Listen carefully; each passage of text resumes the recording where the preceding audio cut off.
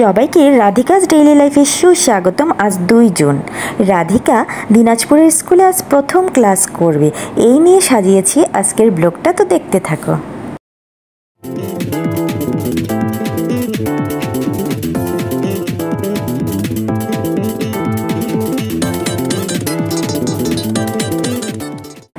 প্রথমেই হলো পিটি এবং জাতীয় সঙ্গীত, তারপর শুরু হলো গানের ক্লাস রাধিকার স্কুলে।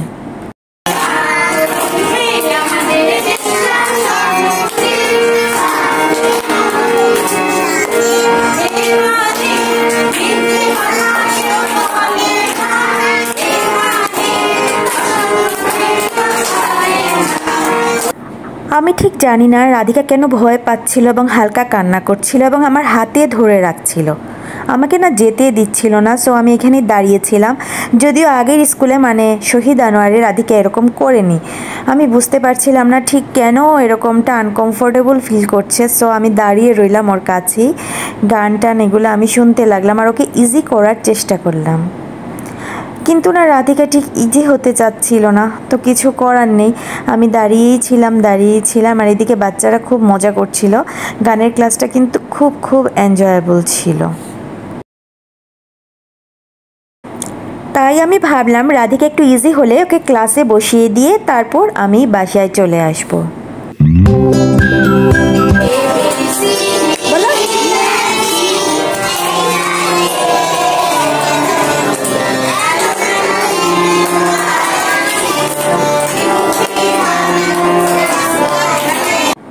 গানের ক্লাসে টিচার অনেক রকম গান করছিলেন, তো তোমরা শুনতেই পেলে গানগুলো খুব মজার ছিল। রাধিকা আস্তে আস্তে, রাধিকার হয়তো বা ভালো লাগছিল।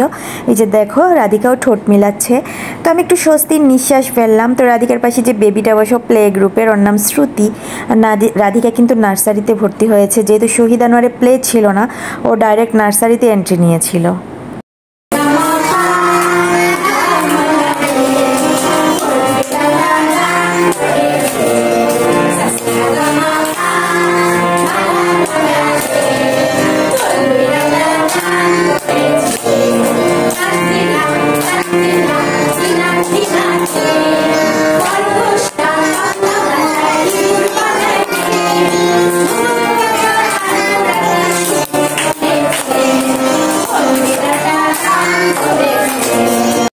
তো তোমরা দেখতেই পাচ্ছ রাধিকা একটু মিটি হাসছে। তো আমি একটু নিশ্চিন্ত হলাম। যাই হোক, ওর স্কুল নিশ্চয়ই পছন্দ হয়েছে, আর হবারই কথা। টিচাররা খুবই আন্তরিক, এত ভালো কি বলবো, আমার নিজেরই ভালো লেগেছিল।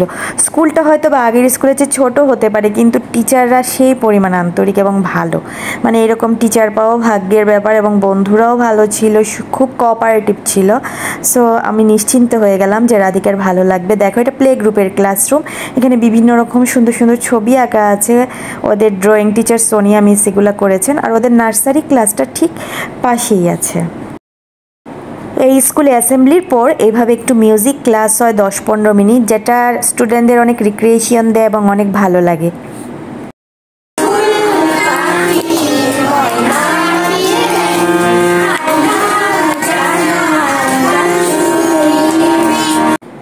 তারপর মিউজিক ক্লাসের পরে বাকি জিনিসটা তুলিনি, যেহেতু প্রাইভেসি আছে স্কুলের। তো যাই হোক, আমরা ক্লাসে যাওয়ার পর রাধিকা আমাকে ছাড়েনি, রাধিকা আমাকে ধরেই রাখলো। এবং এখন হচ্ছে জুলাইয়ের ফার্স্ট উইক, আজকে 3 তারিখ জুলাইয়ের। এই 1 মাস ধরে রাধিকা কিন্তু ক্লাসে আমাকে বসিয়ে রাখে। তো এইভাবেই চলছে আর কি। স্কুল থেকে ফিরে রাধিকাকে একটা ডিম সিদ্ধ দিলাম। ও রুটি খাবে না, ওর মেজাজ দেখো চরম খারাপ, বারবার বলছে তুমি ব্লক করছো কেন বলে মারছিল। তো যাই হোক, ওকে অনেক ম্যানেজ করলাম, করে কোনো রকম ডিমটা খাইয়ে তারপর স্নান করিয়ে দিলাম। দেখো ও চুপচাপ বসে টিভি দেখছে। তো আমি ভাবলাম যে ঘুম পাড়াবো। যাই হোক, ইন দ্য মিন টাইম ও ঘুমিয়ে গেল। না ঘুমাইলে ওর মেজাজ আরও খারাপ হইতো। সো ওকে ঘুম পাড়াই দিলাম, ঘুম থেকে উঠায় ওকে ভাত খাওয়াবো। আর যেহেতু সামহিতাও স্কুলে, তো আমি ভাবলাম সামহিতা আসলে দুজনকে একসাথে খাওয়াই দিব। আর রাধিকা ঘুমিয়ে থাকতে আমি রান্নাবান্নাও করে ফেলবো, যেহেতু বাসায় রান্না, রুচকার রান্না আমিই করি সব সময়। তো এই যে দেখো ঘুমাচ্ছে।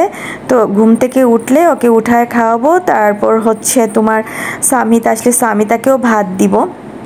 তো যা বলছিলাম এখন অবধিও আমাকে ছাড়ে নাই, ক্লাসে আমার বসে থাকতে হয়, জানি না আর কয়দিন বসে থাকতে হবে, আমি খুব টেনশনে আছি। তো যাই হোক সামিতা চলে এসেছে, দেখো সামিতা খাচ্ছে আর ওইদিকে রাধিকা খেয়ে দিয়ে ব্রাশ করছে অলরেডি, ওর ব্রাশ করা শেষ, তারপর একটু খেলা করবে, খেলা করার পর ওকে নিয়ে পড়তে বসাবো। তো এখন ওর মুড খুবই ভালো, দেখতেই পাচ্ছ। তো এখন বাজতেছে 6:10, পাবনকে আমি একটু পড়তে নিয়ে বসাইছি। আগের স্কুলে না বাংলা বানান ছিল না, মানে নার্সারিতে। তুমি লিখো বাবা, ফার্স্ট টার্মে ক থেকে দন্তান্ন ছিল, এখানে এসে দেখি ওদের বানান পড়ায় ফেলছে। তো আমার মাথায় তো একদম আকাশ ভেঙে পড়ছে, জানি না কি হবে, দেখি কি করা যায়। বাচ্চাটা তো লোডও নিতে পারবে না একদিনে, তো ও শিখতেছে আজকে। পথে কি হয় বাবুন? পাখি উড়ে আকাশে, এইভাবে উড়ে। বিকালে পড়াশোনা শেষে সন্ধ্যায় আমরা সবাই প্রার্থনা করি, রাধিকাও আমাদের সাথে প্রার্থনা করলো। আজকে রাধিকা বললো ও ঠাকুরকে দেবে, পূজা দেবে আর কি। তো পূজা দিচ্ছিল রাধিকা, আমরা পাশ থেকে দেখিয়ে দিয়েছিলাম, ওর খুব ইন্টারেস্ট পূজা দেওয়ায়, ও খুব খুশি হয়ে পুজো দেয়। তো পুজো দেওয়া শেষ হলে ওকে একটু পড়াবো, আর একটু পড়িয়ে তারপর খাইয়ে দাইয়ে ঘুম পাড়িয়ে দিব, যেহেতু আগামীকালও স্কুল আছে এবং সকাল সকাল উঠতে হবে। যদিও এই স্কুলটা এসএজিসির মতো এত সকালে না, একটায় মানে 8:30টায় ক্লাস, আর এসএজিসিতে 8টার ভিতর যাওয়া লাগতো আর কি। তো যাই হোক, রাধিকা প্রার্থনা করতেছে। বলো কয়কার কয়কার কয়কার, এবার বলো না, দেখো তো, হো গয় ওকার, গো না গো গো গয় ওকার, গো।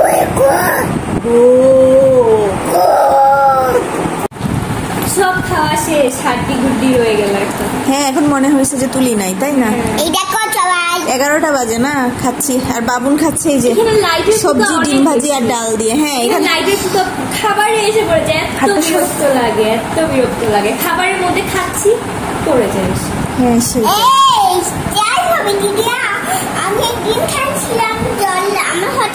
এই যে এখানে উঠছে চেয়ারের উপর, কালকে পড়ে গেছিল রাধিকা, এই যে চেয়ার থেকে, তাও আজকে আবার উঠছে। নামো নামো নামো চেয়ার থেকে।